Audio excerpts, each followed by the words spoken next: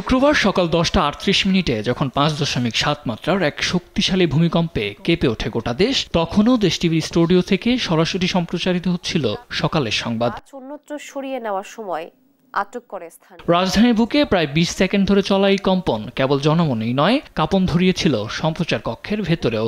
আকস্মিক কম্পনের তীব্রতায় কেঁপে ওঠে ক্যামেরার ফ্রেম, নড়ে চড়ে ওঠে আশপাশের জিনিসপত্র। তখনও উপস্থাপনা চালিয়ে যান দেশ টিভির সংবাদ উপস্থাপিকা তোয়া আফরোজ। প্রশাসনকে এ সময় মুহূর্তটির প্রতিক্রিয়া জানতে চাইলে তিনি জানান, প্রথমে মনে হয়েছিল মাথা ঘুরছে বা ক্যামেরার ফ্রেমে কোনো সমস্যা হচ্ছে। যখন বুঝলাম এটি ভূমিকম্প, তখন মাথায় দ্রুত দায়িত্ববোধ চলে এসেছিল। নিউজ রুমে আমরা সবসময় একটা জিনিস শিখি, সেটা হচ্ছে fact first, emotion letter.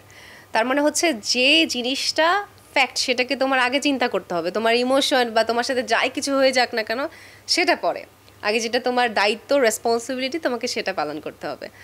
So সেই জায়গা থেকে আমি মনে করেছি যে যাই হয়ে যাক, ভূমিকম্প হয়ে যাক, বাট আমাকে যে দায়িত্বটা দেওয়া হয়েছে সেটা আমাকে সুন্দর করে পালন করতে হবে। এক মুহূর্তের জন্য স্টুডিও ছেড়ে চলে যাওয়া বা সংবাদ পাঠ থামানোর ইচ্ছা হয়েছিল কিনা এমন প্রশ্নে তোয়া জানান, স্বাভাবিকভাবেই মনে 1 সেকেন্ডের জন্য চিন্তা এসেছিল, কিন্তু তখন তার মনে হয়েছিল লাখ লাখ চোখ তার দিকে তাকিয়ে আছে। বিশ্বের সব মানুষই দেখছে আমি অন এয়ারে আছি। সো আমি অন এয়ারে থাকা মানে আমার ভেতরে কষ্ট হোক, জ্বলে যাক, পুড়ে যাক, সব কিছু আমার নিজের মধ্যে রাখতে হবে। এটা হচ্ছে আমার রেসপন্সিবিলিটি।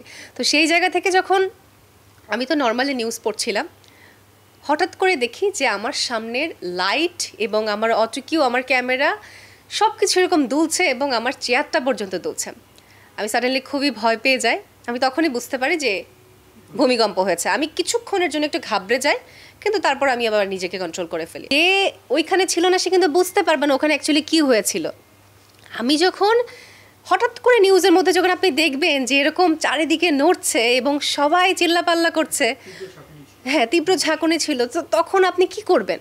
আমি কি করেছি, সাথে সাথে আমি যেহেতু আমার চেয়ারটাও নড়ছিল, আমি সাথে সাথে হচ্ছে আমার টেবিলটা ধরে ফেলেছি একটু সাপোর্টের জন্য, যাতে করে আমি স্ট্রংলি বসে থাকতে পারি, নাহলে কিন্তু আমি পড়ে যাব।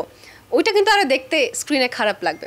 সো আমি সাথে সাথে যখন ধরে ফেলি এবং ধরে ফেলার পরে আমি জাস্ট আল্লাহকে স্মরণ করি যে ওকে ফাইন, ভূমিকম্প হচ্ছে, আমাকে এখন নিউজ কন্টিনিউ করতে হবে।